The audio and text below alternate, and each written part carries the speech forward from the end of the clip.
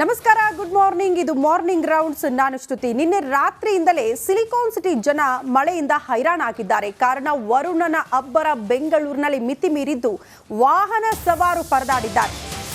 ರಸ್ತೆಗಳೆಲ್ಲ ಕೆರೆಯಂತಾಗಿದೆ. ತಗ್ಗು ಪ್ರದೇಶಗಳಿಗೆ ನೀರು ನುಗ್ಗಿದೆ. ಅಂಡರ್ ಪಾಸ್ಗಳಿಗೆ ಭಾರೀ ಪ್ರಮಾಣದಲ್ಲಿ ಮಳೆ ನೀರು ನುಗ್ಗಿ ಅವಾಂತರ ಸೃಷ್ಟಿಯಾಗಿದೆ. ಮಳೆಯಿಂದಾಗಿ ವಾಹನ ಸವಾರರ ಪರದಾಟ ಸಮುದ್ರದಂತಾಗ್ಬಿಟ್ಟಿದೆ. ಸಿಲ್ಕ್ ಬೋರ್ಡ್ ರಸ್ತೆ ಅಂತೂ ಕಿಲೋಮೀಟರ್ ಗಟ್ಟಲೆ ಟ್ರಾಫಿಕ್ ಜಾಮ್ ಕೂಡ. ಈಗ ಬೆಳಗ್ಗೆ ಟ್ರಾಫಿಕ್ ಜಾಮ್, ಬಟ್ ರಾತ್ರಿ ಹೊತ್ತೆಲ್ಲ ಸ್ವಲ್ಪ ಟ್ರಾಫಿಕ್ ಜಾಮ್ ಇರಲಿಲ್ಲ. ಕಾರಣ ವಾಹನ ಸಂಚಾರ ಸ್ವಲ್ಪ ಕಡಿಮೆ ಇತ್ತು. ಆದರೆ ಮಳೆಯ ಅಬ್ಬರ ಅಂತೂ ಹೆಚ್ಚಾಗಿತ್ತು. ಈಗ ಬೆಳಗ್ಗೆ ಎದ್ದು ನೀವು ರಸ್ತೆಗಳನ್ನು ಗಮನಿಸಿದ್ರೆ, ನಿಮ್ಮ ಮನೆ ಮುಂದೆ ರಸ್ತೆಗಳನ್ನು ಗಮನಿಸಿದ್ರೆ ಎಲ್ಲ ಕಡೆ ಕೂಡ ನೀರು ಅನ್ನುವಂಥ ಪರಿಸ್ಥಿತಿ. ಇದು ಬೆಂಗಳೂರಿನ ಪರಿಸ್ಥಿತಿ. ಒಂದು ಮಳೆಗೆ ಹೀಗೆ. ಬಟ್ ಮಳೆ ಬಂದಾಗ ಬೆಂಗಳೂರಿನ ಜನ ಭಯ ಪಡೋದು ಯಾಕೆ ಗೊತ್ತಾ? ಒಂದು ಕಡೆ ಟ್ರಾಫಿಕ್ ಕಿರಿಕಿರಿ ಉಂಟಾಗುತ್ತೆ. ಬೆಳಗ್ಗೆ ಏನಾದರೂ ಈ ರೀತಿ ಮಳೆ ಆಗಿಬಿಟ್ರೆ, ಮತ್ತೊಂದು ಕಡೆ ರಸ್ತೆ ಯಾವುದು, ಗುಂಡಿ ಯಾವುದು, ನೀರೆಲ್ಲಿ ನಿಂತ್ಕೊಂಡಿದೆಯೋ ಗೊತ್ತಾಗಲ್ಲ. ಅದು ಕೂಡ ಮಳೆ ನೀರು ತುಂಬ ಶುದ್ಧವಾಗಿರುವಂಥ ನೀರು ಅಂದ್ಕೊಳ್ಬೇಡಿ. ಕೊಳಚೆ ನೀರು ರಸ್ತೆ ಮೇಲೆಲ್ಲ ತುಂಬಿಕೊಳ್ಳೋದು. ಕೆರೆ ಎಲ್ಲ ಒತ್ತುವರಿಯಾಗಿರುವ ಪರಿಣಾಮ ಬೆಂಗಳೂರಿನ ಪರಿಸ್ಥಿತಿ ಈ ರೀತಿಯ ನಮ್ಗೆ ಕಾಣೋದಕ್ಕೆ ಸಿಗುತ್ತೆ. ತಗ್ಗು ಪ್ರದೇಶಗಳ ಮನೆಗಳಿಗೆಲ್ಲ ನೀರು ನುಗ್ಬಿಡುತ್ತೆ. ಬಹುತೇಕ ಇನ್ನೊಂದು ಸ್ವಲ್ಪ ಹೊತ್ತಿಗೆ ನಮ್ಗೆ ಗೊತ್ತಾಗ್ಬಿಡುತ್ತೆ ಯಾವ್ಯಾವ ಏರಿಯಾಗಳಲ್ಲಿ ಯಾವ ರೀತಿಯ ಪರಿಸ್ಥಿತಿ ಇರುತ್ತೆ ಅಂತ. ಎಷ್ಟೋ ಜನ ಪರದಾಡ್ತಾರೆ. ಮನೆಗೆ ನುಗ್ಗಿರೋ ನೀರನ್ನು ರಾತ್ರಿ ಇಡೀ ಹೊರಗಡೆ ಹಾಕುವಂಥ ಪರಿಸ್ಥಿತಿ ಇರುತ್ತೆ. ಇಷ್ಟೆಲ್ಲ ಸಮಸ್ಯೆಗಳನ್ನು ಫೇಸ್ ಮಾಡಿದ್ರು ಕೂಡ ಕೆಲವೊಂದು ಸಾರಿ ಪಾಲಿಕೆ ಅಧಿಕಾರಿಗಳು ಸ್ಥಳಕ್ಕೆ ಬರಲ್ಲ.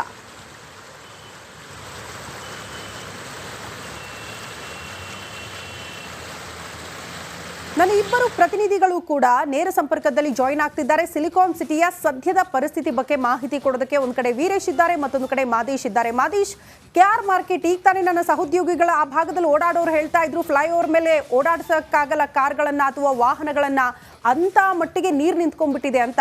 ಸೊ ಅಲ್ಲಿನ ವಾಸ್ತವ ಪರಿಸ್ಥಿತಿಯ ಬಗ್ಗೆ ಎಕ್ಸ್ಪ್ಲೇನ್ ಮಾಡ್ತಾ ಹೋಗೋದಾದ್ರೆ ಮಾದೇಶ್.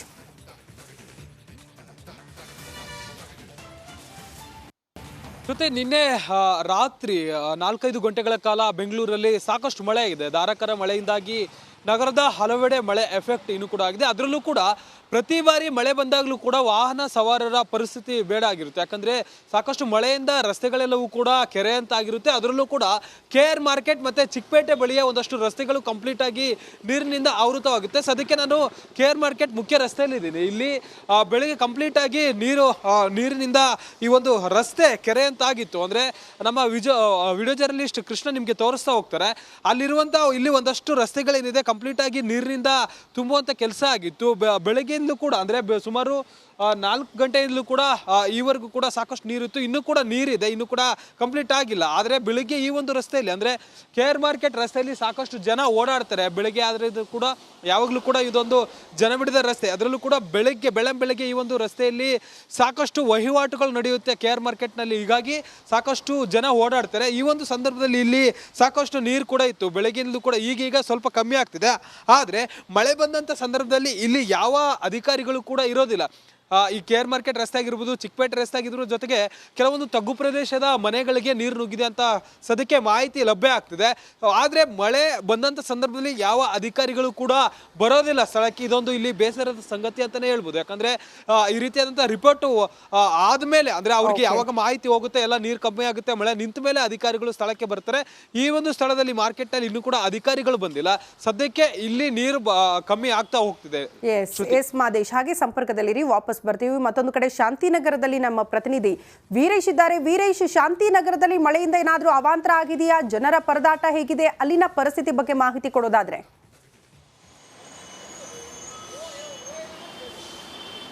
ಶ್ರುತಿ, ರಾಜಧಾನಿಯಲ್ಲಿ ಮಧ್ಯರಾತ್ರಿ ಇಂದಲೇ ಮಳೆ ಆರ್ಭಟ ಜೋರಾಗಿದೆ. ನಗರದ ಹಲವು ಭಾಗಗಳಲ್ಲಿ ಮಳೆ ಜೋರಾಗಿದೆ. ಒಂದು ಕಡೆ ವೆದರ್ ಡಿಪಾರ್ಟ್ಮೆಂಟ್ ಸಹ ಏನು 7 ದಿನ ಮಳೆ ರಾಜ್ಯದಂತೆ ಇರಲಿಲ್ಲದಂತೆ ಹೇಳಲಾಗ್ತಿದೆ. ಬಟ್ ಯಾವುದೇ ಅಲರ್ಟ್ ರಾಜಧಾನಿಗೆ ನೀಡಿಲ್ಲ. ಬಟ್ ಗುಡುಗು ಸಹಿತ ಭಾರಿ ಮಳೆ ಕೆಲವೊಂದು ಕಡೆ ಆಗುತ್ತೆ ಅಂತ ಹೇಳಿತ್ತು. ಬಟ್ ನಿನ್ನೆ ರಾತ್ರಿ ಜೋರಾಗಿದೆ.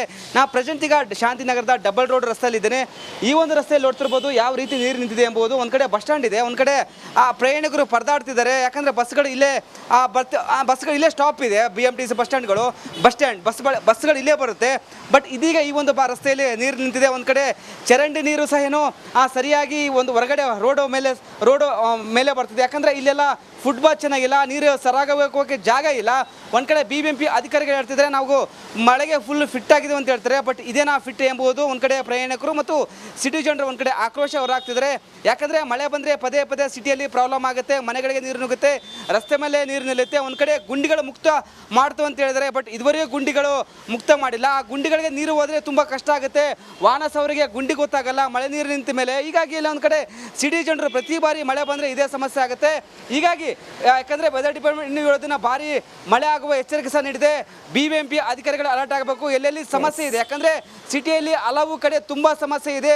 ತೆಗ್ಗು ಪ್ರದೇಶಗಳಲ್ಲಿ ನೀರು ನಿಲ್ಲುತ್ತೆ. ಒಂದು ಕಡೆ ಫುಟ್ಬಾಲ್ ಚೆನ್ನಾಗಿಲ್ಲ, ಸರಾಗವಾಗಿ ಹೋಗೋಕ್ಕೆ ನೀರು ವ್ಯವಸ್ಥೆ ಇಲ್ಲ, ಯಾಕಂದರೆ ಹೂಳೆತ್ತುವೆ ಕೆಲಸ ಆಗಿಲ್ಲ. ಮತ್ತೊಂದು ಕಡೆ BBMP ಅವರು ಸುಮಾರು ಒಂದು ಎಲ್ಲೆಲ್ಲಿ ಡೇಂಜರ್ ಜೂನ್ಗಳಂತ ಗುರುತು ಮಾಡಿದರೆ ಅಲ್ಲಿ ಇದುವರೆಗೂ ಕೆಲಸ ಆಗಿಲ್ಲ. ಹೀಗಾಗಿ BBMP ಬೇಗ ಅಲರ್ಟ್ ಆಗಬೇಕು. ಇನ್ನು 7 ದಿನ ಮಳೆ ಆರ್ಭಟ ಜೋರಾಗುತ್ತಂತೇನೋ ಒಂದು ಕಡೆ ವೆದರ್ ಡಿಪಾರ್ಟ್ಮೆಂಟ್ ತಿಳಿಸಿದೆ. ಹೀಗಾಗಿ ಇಲ್ಲೇ ಸಮಸ್ಯೆ ಇದೆ, ಅಲ್ಲಿ ಬೇಗ ಏನೋ ಪರಿಹಾರ ನೀಡಬೇಕಂತ ಒಂದು ಕಡೆ ಸಿಟಿ ಜನರು ಒತ್ತಾಯ ಮಾಡ್ತಿದ್ದಾರೆ. ಶ್ರುತಿ. ಓಕೆ ವೀರೇಶ್, ಧನ್ಯವಾದಗಳು ತಮ್ಮೆಲ್ಲ ಮಾಹಿತಿಗೆ. ಮತ್ತೊಂದು ಕಡೆ ಮಾಹಿತಿ ಕೊಡ್ತಾ ಇದ್ರು ಮಾದೇಶ್, ಇಬ್ಬರಿಗೂ ಕೂಡ ಧನ್ಯವಾದ.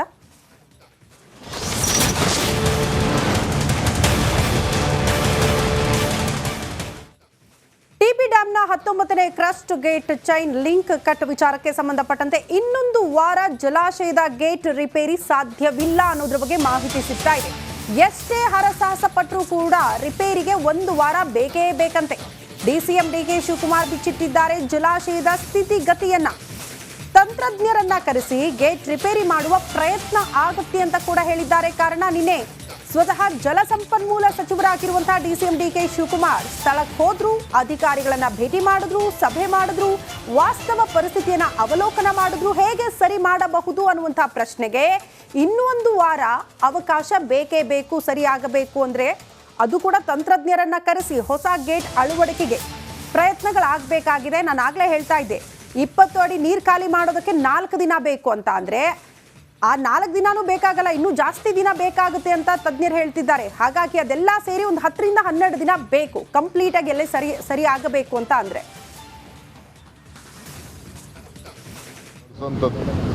ಈ ಡ್ಯಾಮು ತುಂಗಭದ್ರಾ ಡ್ಯಾಮ್ ಏನಿದೆ ಸುಮಾರು 12 ಲಕ್ಷ ಎಕರೆಗೆ ರೈತರಿಗೆ ನೀರನ್ನು ಒದಗಿಸ್ಕೊಡ್ಲಿಕ್ಕೆ ಕಟ್ಟಿರುವಂಥ ಒಂದು ಡ್ಯಾಮು. ಇದು ದೊಡ್ಡ ಇತಿಹಾಸ ಇದೆ. ಎಲ್ಲ ಕಾಲದಲ್ಲೂ ಕೂಡ ಈ ಡ್ಯಾಮು ಭಾಳ ಉತ್ತಮವಾದ ರೀತಿಯಲ್ಲಿ ಕಾರ್ಯವನ್ನು ನಿರ್ವಹಿಸ್ತಾ ಇದೆ. ಸೊ ತುಂಗಭದ್ರಾ ಡ್ಯಾಮು ಒಂದು ಅದಕ್ಕೆ ಆದಂಥ ಒಂದು ಅಥಾರಿಟಿ ಇದೆ ಅನ್ನೋದು ಕೂಡ ತಮಗೆಲ್ಲ ಗೊತ್ತಿದೆ. ಸೊ ಬೋರ್ಡ್ ಇದೆ, 3 ರಾಜ್ಯದಲ್ಲೂ ಕೂಡ ಇದನ್ನು ಸೇರಿ ಒಟ್ಟಾಗಿ ಇದನ್ನು ನಡೆಸುವಂಥದ್ದು. 10ನೇ ತಾರೀಕು ಅಂದರೆ ನಿನ್ನೆ ರಾತ್ರಿ 12:50 10 ಗೇಟ್ಗಳು ಕಾರ್ಯನಿರ್ವಹಿಸ್ತಾ ಇತ್ತು. 10 ಗೇಟಲ್ಲಿ 19ನೇ ಗೇಟ್ ಏನಿದೆ ಅದು ಕೂಡಲೇ ಚೈನ್ ಡ್ಯಾಮೇಜ್ ಆಗಿ ಆ ಗೇಟ್ ಕಟ್ಟಾಗಿ ಹೋಗಿ ಅಲ್ಲಿ ನಿಂತ್ಕೊಂಡಿದೆ. ಅದನ್ನು ತಾವೆಲ್ಲ ನೀವು ನೋಡ್ಬೋದು, ಬಿದ್ದಿದೆ ಅಲ್ಲಿಗೆ. Crest gate chain link cut ಅನ್ನದಾತರಿಗೆ ಕಂಟಕ ಎದುರಾಗ್ಬಿಟ್ಟಿದೆ. ಅಪಾರ ಪ್ರಮಾಣದ ನೀರು ಪೋಲಾಗ್ತಾ ಇದೆ. ಕ್ರಸ್ಟ್ ಗೇಟ್ ಚೈನ್ ಕಟ್ ಆಗುವುದಕ್ಕೆ ಕಾರಣ ಯಾರ ನಿರ್ಲಕ್ಷ್ಯದಿಂದ ಈ ಅನಾಹುತ ಆಯಿತು? ಗಂಭೀರ ಪ್ರಕರಣವನ್ನ ಸರ್ಕಾರ ನಿರ್ಲಕ್ಷ್ಯ ಮಾಡ್ತಾ ಅನ್ನೋದು ಪ್ರಶ್ನೆ. ಅಧಿಕಾರಿಗಳ ತಪ್ಪನ್ನ ಮುಚ್ಚಿ ಹಾಕಲಾಗ್ತಾ ಇದೆಯಾ? ನಿನ್ನೆ ಡ್ಯಾಮ್ ಪರಿಶೀಲನೆ ಮಾಡಿದ್ರು ಸ್ವತಃ DCM DK ಶಿವಕುಮಾರ್. ಆದ್ರೆ ಅಧಿಕಾರಿಗಳ ಪರ ಸಚಿವರು ಬ್ಯಾಟಿಂಗ್ ಮಾಡಿದ್ದಾರೆ. ಯಾರ ನಿರ್ಲಕ್ಷ್ಯ ಮಾಡಿಲ್ಲ ಅಂತ ಕೂಡ DCM DK ಶಿವಕುಮಾರ್ ಹೇಳ್ತಿದ್ದಾರೆ. ಯಾರ ನಿರ್ಲಕ್ಷ್ಯ ಇಲ್ಲ ಅಂದ್ರೆ ಗೇಟ್ ಯಾಕೆ ಕಟ್ಟಾಯ್ತು ಅನ್ನೋದು ಪ್ರಶ್ನೆ.